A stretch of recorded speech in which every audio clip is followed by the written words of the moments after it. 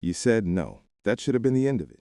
But then you felt it, that tightness in your chest, that rising heat, and your mouth opened again. Yeah, I can't because I actually have this thing, and it's not that I don't want to, it's just that the timing isn't great. And I already told someone else I'd stop. Nobody asked for that. You just turned a complete sentence into an apology. And the worst part, you've done it so many times that you don't even hear yourself doing it anymore.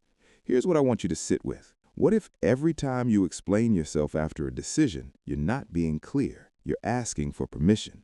And what if the person on the other end, consciously or not, receives it exactly that way? There's a reason some men speak once and the room listens, and other men speak constantly and the room waits for them to finish. By the end of this, you'll know exactly which one you've been and how to change it. But first, you need to understand something about your own nervous system that nobody's told you. This isn't a confidence trick. I'm not going to tell you to just be assertive, bro. That advice is useless because it skips the real problem. The real problem is that over-explaining is a reflex. It's not happening in your conscious mind. It's happening in your brainstem, the same part of you that flinches when someone raises a hand too fast. So we're going to cover 3 things. First, what's actually happening in your body when you over-explain. Second, the specific moment in your past that probably installed this pattern. And third, the one shift that makes people stop questioning your decisions entirely. That third one is going to bother you because of how simple it is. Your nervous system has a threat response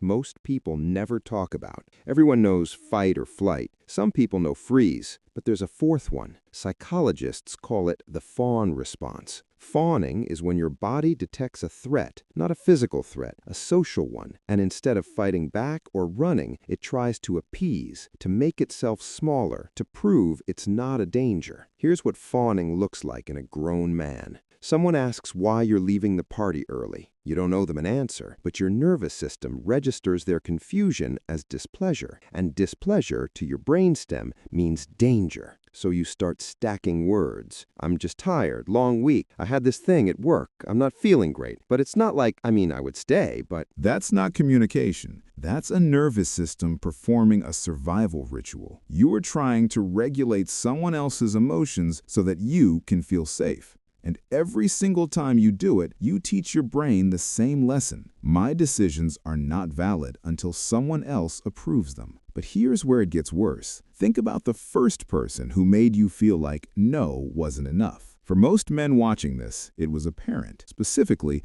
a parent who treated your boundaries as personal offenses. You said you didn't want to go, they asked why, you gave a reason, they dismantled the reason. So you gave another reason, they dismantled that one too. Eventually, you learned that the only way out of the conversation was to either comply or explain yourself until they got tired. That was a child's survival strategy. It was intelligent. It kept you safe. But you're not in that kitchen anymore. You're 23. You're 27. You're sitting across from a coworker or standing in front of someone you're dating, and your mouth is running the same program it ran when you were 9 years old. The software updated. The hardware didn't. And the cruelest part? The people around you don't see a man being thoughtful. They see a man who doesn't trust his own words. So, what does trust actually look like? Watch 2 men answer the same question. Can you help me move this weekend? Man 1.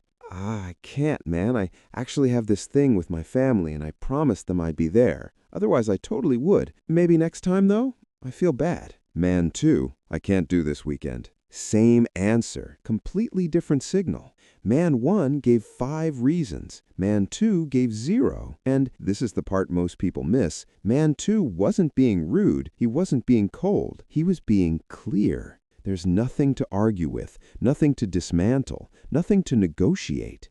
The shift is not about what you say. It's about what you don't add. Here's the practice. It's going to feel wrong at first, and that's exactly how you know your nervous system needs it.